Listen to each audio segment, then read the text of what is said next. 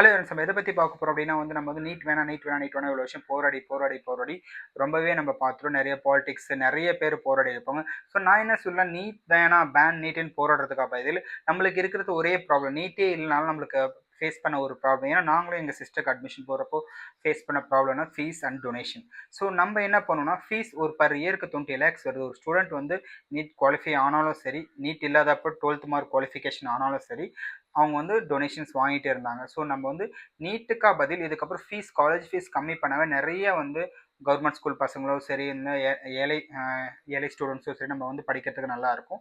So அதனால் நம்ம வந்து இதுக்கப்புறம் போராடுறது எல்லாமே வந்து ஃபீஸ் ரெடியூஷன் பண்ணுங்க. ஒரு 4 to 5 lakhs ஃபீஸ் வைங்க. காமனாக ஓவரால் இருக்க எல்லா காலேஜும் காமனாக ஒரே ஃபீஸ் ஸ்ட்ரக்சர் வைங்கன்ற மாதிரி நம்ம பிளான் பண்ணுவோம்.